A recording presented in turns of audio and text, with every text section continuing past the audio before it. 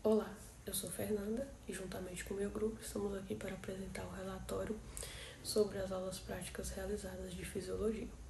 O presente relatório tem como objetivo observar e analisar a capacidade de campo dos seguintes solos: argilosos, arenosos e ricos em matéria orgânica, como também avaliar a funcionalidade dos vasos condutores, em específico o xilema, abordando assim aspectos do conteúdo e fornecendo as informações coletadas na prática. O trabalho se justifica, a realização do trabalho se justifica pela importância de cada tema, como no caso da capacidade de campo, que indica o ponto ideal de umidade do solo, onde as raízes conseguem absorver os nutrientes, a seiva bruta, a água, com mais facilidade.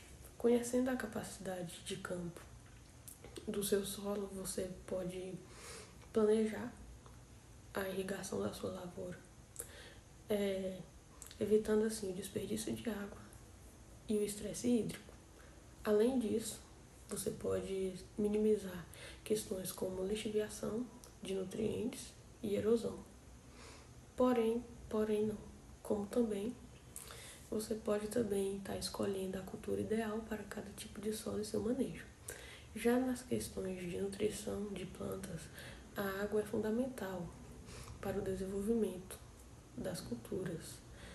Então, disponibilizar água de forma adequada no seu solo é essencial. A água ela ajuda tanto no transporte de nutrientes, seiva bruta, como eu tinha dito, pelas raízes, no caso, ela absorve a água e nutrientes pelas raízes, pelos vasos condutores xilema, pelo vaso condutor xilema, e leva para toda a parte aérea da planta. A água também ajuda no processo de fotossíntese, no processo de regulação térmica, ajuda na questão de manter as células túrgidas, na ativação metabólica,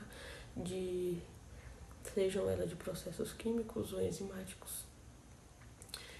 E tudo isso visa um só propósito, que é uma boa produtividade agrícola. Ao decorrer da apresentação desse relatório, serão abordados a metodologia, os resultados obtidos e as conclusões decorrentes das análises realizadas. Necessários: amostra de solo arenoso, argiloso e com matéria orgânica, 100 gramas de cada, recipiente plástico com marcações de volume, sacolas plásticas individuais, peneira granulométrica, algodão, 3 funis, 3 provetas, 3 folhas de papel para identificação, o beck, a água, papel e caneta para algumas anotações. Metodologia: primeiro passo, coleta das amostras. Utilize um recipiente plástico com marcações de volume para a coleta cerca de 100 gramas de cada um dos 3 tipos do solo, o arenoso, o argiloso e o rico em matéria orgânica. Segundo passo, separação e transporte. Guarde cada tipo de solo em sacolas diferentes, mantendo-as bem identificadas, e leve até o laboratório. Terceiro passo, organização da bancada. Folhe a bancada com 3 folhas de papel, deixando espaço entre elas. Escreva em cada um o nome do solo correspondente. Quarto passo, preparação do solo.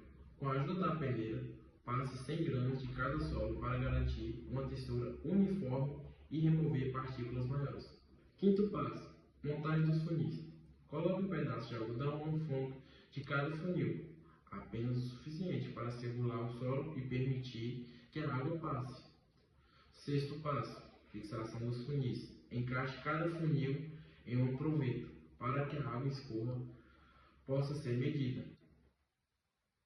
Sétimo passo, inserição dos solos no funil. Coloque os 100 gramas de solo já peneirado em cada funil. Identifique qual tipo de solo está em cada funil, com uma anotação à parte. Oitavo passo, a medição da água. Meça 100 ml de água em cada beck. Nono passo, adição da água. Despeje lentamente os 100 ml de água sobre o solo em cada funil, com cuidado, para não provocar transbordamento ou agitação do solo. 10º passo: registre o volume de água que passou por cada tipo de solo, comparando os diferentes níveis de drenagem.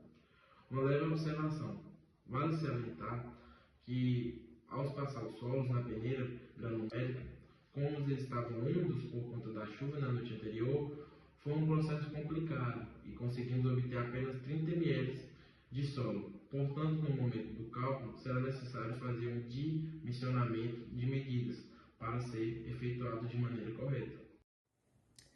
Olá, me chamo Adriana Oliveira e vou apresentar agora os materiais e métodos da prática de fisiologia vegetal sobre a dinâmica da água nas plantas. Os materiais utilizados foram 2 rosas de pétala branca, 2 garrafas PET de 500 ml cortadas ao meio, corante alimentício azul e amarelo da marca Arcolor e aproximadamente 250 ml de água por recipiente. Com relação à metodologia, inicialmente, os calos das rosas foram padronizados em comprimento, recebendo um corte em bisel na extremidade inferior de cada uma, com o objetivo de otimizar a absorção de água por esse caule. As metades inferiores da garrafa PET foram utilizadas como recipientes experimentais. Em cada uma foram adicionadas aproximadamente 250 ml de água. Em seguida, foram incorporadas gotas de corante alimentício às soluções. Na primeira amostra, 40 gotas de corante azul e na segunda, 25 gotas de corante amarelo e 25 gotas de corante azul. Cada rosa foi então posicionada em um dos recipientes, com a base do caule completamente submersa nas soluções coloridas. O experimento teve duração de 24 horas, no período no qual foi possível observar a migração desses corantes pelo xilema das flores, evidenciando o transporte de água. E para finalizar a metodologia, temos uma observação técnica interessante. Observamos que aquelas rosas que tiveram o caule cortado mais curto teve uma velocidade maior do processo de ascensão da água, colorindo o xilema de maneira mais rápida. No primeiro momento da aula prática de retenção de água no solo, foi possível observar como cada solo se comporta perante a drenagem da água. Em cada amostra foram depositados 30 gramas de cada tipo de solo, sendo eles arenoso, argiloso e de matéria orgânica, e 100 ml de água. Nessa primeira etapa do processo, foi cometido um pequeno erro por descuido, já que o correto seria 30 gramas de solo e 30 ml de água. Após o tempo de drenagem da água, foi observado que nos 3 tipos de solo foram passados 90 ml de água e logo após a coleta dos dados, foi passado para a fórmula de retenção de água no solo, onde em primeira instância foi feita uma regra de 3 a fim de tentar consertar o erro cometido anteriormente, onde em 100 ml de água, 90 teriam passados e, teoricamente, em 30 ml, teriam-se passados 27 ml de água. Logo após, retomando o cálculo de água retida no solo, os 30 ml multiplicados pelos 27 passados e divididos pelos 30 gramas de solo, resultou em 0,1% de água retida no solo. Vale ressaltar que, por conta dos solos estarem úmidos, favoreceu na imprecisão dos resultados, já que o correto seria fazer com as amostras secas. Apesar dos descuidos, foi possível observar como cada tipo de solo se comporta perante a drenagem, onde o solo arenoso absorve mais rapidamente por conta da sua granulometria, já o solo de matéria orgânica absorve mais lentamente que o solo arenoso, por conta das suas cascas e dos estercos, e mais lentamente que o solo argiloso, pelo solo argiloso ele ser mais compacto. Já na segunda aula prática, que teve como objetivo analisar como funciona a passagem de água e nutrientes via xilema nas rosas brancas, com o uso de corantes em uma garrafa de água, foi possível observar que no período de 1 hora, as flores começaram a absorver coloração em pontos específicos das pétalas e no seu contorno, onde a flor que foi deixada na coloração azul absorveu mais rapidamente e com cores mais vibrantes do que a flor que foi inserida na mistura dos pigmentos azul e amarelo, resultando na cor verde, e teve seu caule dividido ao meio. Para melhor obtenção de resultados, as flores foram deixadas na coloração durante 24 horas, onde foi possível observar que elas absorveram as cores igualmente, com mais intensidade nas nervuras das pétalas e no seu contorno. Contudo, conclui-se que o tempo ele influencia na melhor obtenção de resultados, tendo em vista o tamanho do caule das rosas. A realização dos experimentos permitiu compreender, de maneira prática, como os diferentes tipos de solo interferem na capacidade de drenagem da água. No entanto, devido à umidade presente no solo coletado, não foi possível obter resultados precisos quanto à capacidade de campo de solo.